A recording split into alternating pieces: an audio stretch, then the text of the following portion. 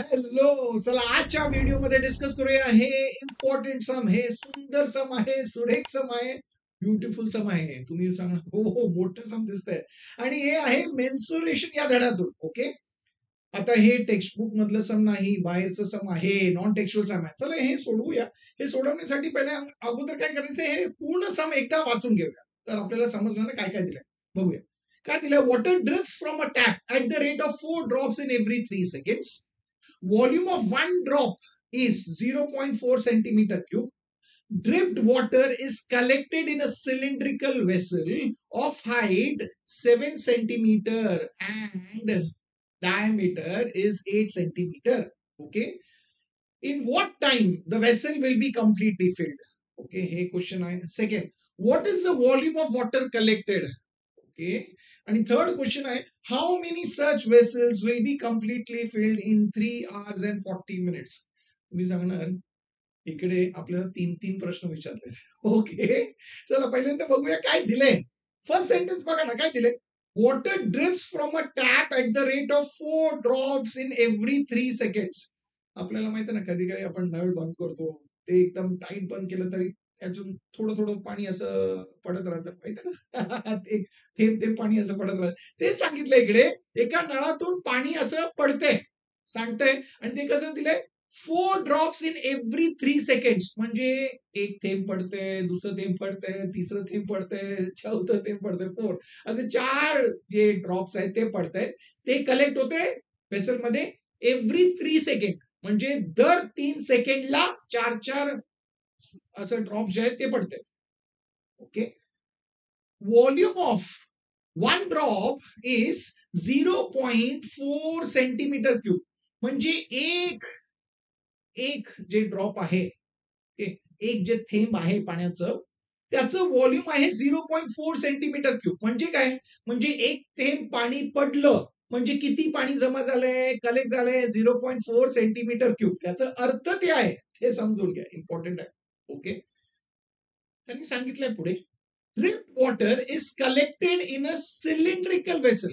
Okay, हे जे dripped water आहे म्हणजे जे पाणी सांडतंय असं थेंब थेंब करून पडते, ते थेंब जे आहे ते आपण कलेक्ट करतोय एका सिलेंड्रिकल वेसल मध्ये. आणि या सिलेंड्रिकल वेसलचं काय इन्फॉर्मेशन आपल्याला दिलंय.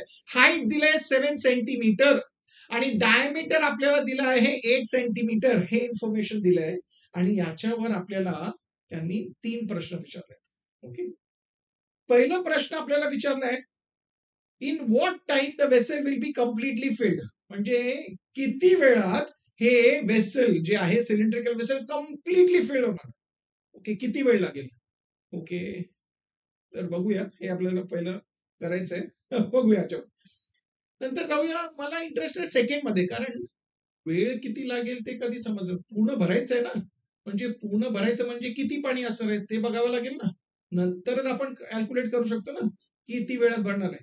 आणि ते सेकंड क्वेश्चन बघा ना, तेच आहे. त्यांनी काय विचारलंय, what is the volume of water collected. म्हणजे जे पाणी कलेक्ट करतोय आपण त्याचं व्हॉल्यूम किती आहे. तर मला हे सांगा, आपण पाणी कुठे कलेक्ट करतोय, सिलेंड्रिकल वेसल मध्ये. म्हणजे मला सांगा किती पाणी कलेक्ट होणार आहे, जेवढं आपण या सिलेंड्रिकल वेसल मध्ये साठवू शकतो. म्हणजे याच्यात आपण जेवढं भरू शकतो ना तेवढंच ते आहे ना व्हॉल्यूम ऑफ वॉटर कलेक्टेड. म्हणजे काय, त्याचं एवढं व्हॉल्यूम आहे तेच आहे व्हॉल्यूम ऑफ वॉटर कलेक्टेड. म्हणजे आपण सांगणार हो, हे सोपं आहे ना. म्हणजे जे दुसरं प्रश्न आहे ते आपण पहिल्यांदा सोडवू शकतो. व्हॉल्यूम ऑफ वॉटर कलेक्टेड म्हणजे volume of the cylindrical vessel. आणि तुम्ही सांगणार या सिलेंड्रिकल वेसल साठी इन्फॉर्मेशन दिले ना, म्हणजे इकडून आपण सम स्टार्ट करूया. म्हणजे पहिल्यांदा लिहायचं फॉर द सिलेंड्रिकल वेसल काय दिलंय आपल्याला. हाईट दिलंय, हाईट किती दिलंय 7 सेंटीमीटर. म्हणजे लिहा तिकडे हाईट, त्याला डिनोट करा स्मॉल एच, किती आहे 7 सेंट. आपल्याला दिलं डायमीटर, डायमीटर किती दिले 8 सेंटीमीटर. डायमीटर दिले म्हणजे काय फाइंड करायचं, रेडियस. म्हणजे लिहायचं radius into bracket small R, किती याचं हाफ, 8/2 किती येणार आहे 4 सेंटीमीटर. लिहिलं. आता आपल्याला आर माहित आहे, एच माहित आहे, रेडियस माहित आहे, हाईट माहित आहे. म्हणजे व्हॉल्यूम फाइंड करू शकतो का. हो, व्हेरी गुड. कारण आपल्याला फॉर्म्युला माहित आहे, volume of the cylindrical vessel is nothing but pi R square H. विचारलं काय, व्हॉल्यूम ऑफ वॉटर कलेक्टेड. मी सांगितलं व्हॉल्यूम ऑफ वॉटर कलेक्टेड काय, ते आहे volume of the cylindrical vessel. लिहून घ्या. आता फाइंड करा व्हॉल्यूम ऑफ सिलेंड्रिकल वेसल, कारण आपल्याला फॉर्म्युला माहित आहे काय ते, पाय आर स्क्वेअर एच. फॉर्म्युला लिहिलं तर आपल्याला अर्ध मार्क इकडे भेटतं. बाकी काय रॉंग झालं तर पण आपल्याला हे मार्क भेटणार. पायचं व्हॅल्यू दिलंय का नाही दिलंय म्हणजे आपण लिहिणार 22/7 लिहा. आरचं व्हॅल्यू किती आहे 4, आर स्क्वेअर आहे म्हणजे लिहिणार इंटू 4 लिहून घ्या. ओके, इंटू एच, एचचं व्हॅल्यू किती आहे 7. Very good.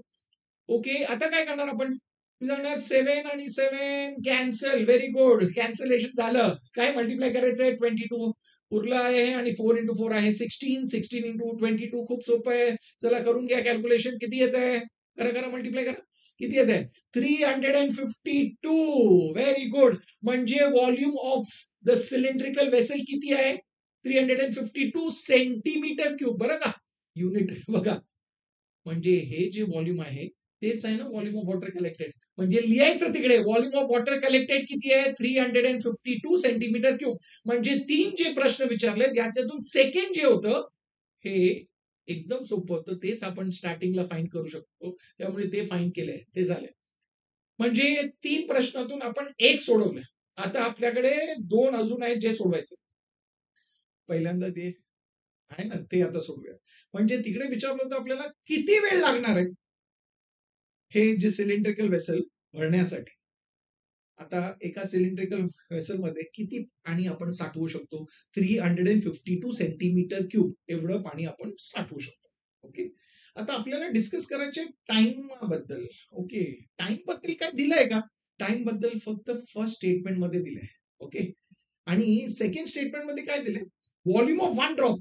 एका ड्रॉपचं व्हॉल्यूम काय दिलंय 0.4 सेंटीमीटर क्यूब. ते समजलं, ते दिले ना. म्हणजे एक थेंब पाणी जे पडतंय ते किती पाणी आहे ते आहे 0.4 सेंटीमीटर क्यूब.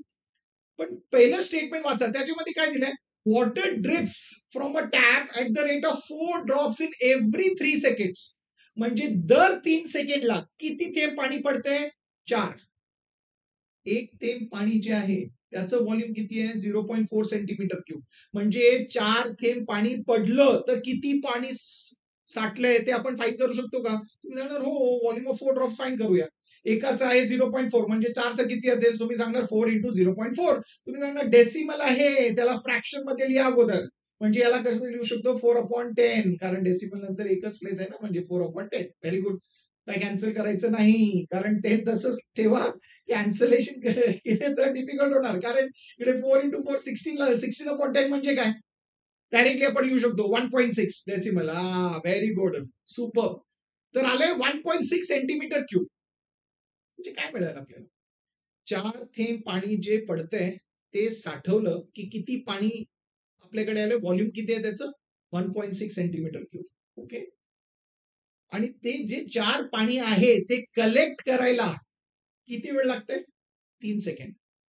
म्हणजे काय सांगितलं आपण 3 सेकंडामध्ये किती पाणी पडते 4 ड्रॉप्स. 4 ड्रॉप्स म्हणजे 1.6 सेंटीमीटर क्यूब. म्हणजे इकडून आपल्याला समजलं काय volume of water collected in 3 second. म्हणजे 3 सेकंडामध्ये जे पाणी आपण कलेक्ट करतोय त्याचं व्हॉल्यूम किती आहे, त्याचं व्हॉल्यूम आहे 1.6 सेंटीमीटर क्यूब. म्हणजे आपण काय सांगतोय हे 1.6 सेंटीमीटर क्यूब ऑफ पाणी जे आहे याला कलेक्ट करण्यासाठी आपल्याला किती वेळ लागते 3 सेकंड. बरोबर. आपल्याला काय फाइंड करायचंय ते पूर्ण वेसल भरण्यासाठी किती टाइम लागते. पूर्ण वेसल म्हणजे किती 352 सेंटीमीटर क्यूब ना. Very good. म्हणजे आपण काय बोलतोय 1.6 सेंटीमीटर क्यूब साठी जर आपल्याला 3 सेकंड लागतायत तर 352 सेंटीमीटर क्यूब याच्यासाठी आपल्याला किती वेळ लागणार आहे. म्हणजे युनिटरी मेथड आहे ना. म्हणजे बाजूला जर आपण असं एक केलं वर्किंग तर आपल्याला समजतं वॉटर कलेक्टेड कसं आपण सेंटीमीटर क्यूब मध्ये घेतोय आणि त्याला जे टाइम लागणार आहे ते किती सेकंड्स मध्ये. ओके, आपण काय सांगितलं 1.6 सेंटीमीटर क्यूब पाणी कलेक्ट करण्यासाठी किती वेळ लागतंय 3 सेकंड. आता आपण काय डिस्कस करतोय की 352 सेंटीमीटर क्यूब जे पाणी आहे याला कलेक्ट करण्यासाठी किती वेळ लागणार आहे आपल्याला माहित आहे का नाही ते आपल्याला फाइंड करायचंय. नाही माहित आहे म्हणजे आपण त्याला एज्युम करूया. आता आपण त्याला लिहूया एक्स. म्हणजे आपण लिहू शकतो let the time required to fill the vessel be x. आता एक्स फाइंड करायचं, युनिटरी मेथड आहे. काय करायचं? Cross multiply. माहिती आहे आपल्याला. Very good. कसं करायचं? आता लिहिणार एक्स इंटू 1.6. Very good. लिहिलं. Equal to 3 into 352. सुपर. आता हे सोडवूया, म्हणजे इक्वेशन सॉल्व्ह झालं की आपल्याला एक्सचं व्हॅल्यू मिळणार आहे. एक्स म्हणजे टाइम किती लागतंय. ओके, चला लिहूया. तर तुम्ही सांगणार आता इकडे घेऊया 1.6. अरे पण अगोदर डेसिमल आहे ना, डेसिमल आवडत नाही आपल्याला. काय आवडतंय? फ्रॅक्शन. म्हणजे याला फ्रॅक्शन मध्ये कसं लिहिणार? 1.6 म्हणजे 16/10 लिहून घ्या. X into 16/10 is equal to 352 into 3. Okay, आपल्याला एक्सचं व्हॅल्यू फाइंड करायचं, म्हणजे एक्सला ठेवा तिकडे, बाकी सगळ्यांना इकडे शिफ्ट करा राईट हँड साईडला. म्हणजे काय येणार आहे? 352 इंटू 3 आहे. त्याच्याबद्दल इंटू 10 आलं न्यूमरेटरला आणि डिनॉमिनेटरला काय? 16. Very good. चला आता आपण कॅन्सलेशन करू शकतो का? करू शकतो ना, इकडे कॅन्सलेशन करू शकतो. Okay, very good. 16 2 जा 32. किती उरले? 3 आणि 2 32 अगेन. 16 2 जा म्हणजे किती आलं? 22 इंटू 3. 22 इंटू 3 किती आहे? 66. 66 इंटू 10 किती आहे? तुम्हाला भेटणार आहे 660. 660 काय? हा, आपण जे टाइम फाइंड केले ते सेकंड्स मध्ये आहेत. म्हणजे आपण काय सांगतोय की हे वेसल कम्प्लिटली फिल करण्यासाठी आपल्याला 660 सेकंड्स लागणार आहेत. ओके, म्हणजे लिहिलं आपण तिकडे. Time required to fill the vessel completely 660 second. Super, लिहून टाकलं. ओके, पण 660 सेकंड लिहिलं आपण. माहिती ना, हे आपण मिनिट मध्ये कन्वर्ट करू शकतो का? कारण 60 सेकंड म्हटलं तर 1 मिनिट आहे, ते आपल्याला माहित आहे. म्हणजे 660 सेकंडला आपण मिनिटामध्ये लिहू शकतो ना. ओके, म्हणजे काय करायचं? डिवाइड बाय 60 करायचं. चला याला डिवाइड बाय 60 करा. 0 आणि 0 कॅन्सल. 6 1 जा 6 1 जा म्हणजे काय आलं? 11. म्हणजे काय आलं आपल्याकडे? 11 मिनिट्स. मिनिट्स मध्ये कन्वर्ट केलं. म्हणजे आपण काय सांगतोय की जे टाइम लागतं ना एका वेसलला कम्प्लिटली फिल करायला, ते किती आहे? 11 मिनिटं लागतात. Vessel will be completely filled in 11 minutes. म्हणजे जे पहिलं प्रश्न होतं ते पण सोडवलं. आता मला सांगा, सोपं होतं की नाही? एकदम सोपं होतं. पण अजून एक क्वेश्चन राहिलाय, अजून एक प्रश्न त्यात विचारलाय. काय ते बघा. काय? How many such vessels will be completely filled in 3 hours and 40 minutes. म्हणजे 3 तासात आणि 40 मिनिटात त्या टाइम मध्ये आपण असे सेम टाईपचे वेसल किती फिल करू शकतो? आपल्याला माहितीये एका वेसलला किती वेळ लागते? 11 मिनिटं. म्हणजे जे टाइम लागते ते आपल्याकडे मिनिटामध्ये आहेत.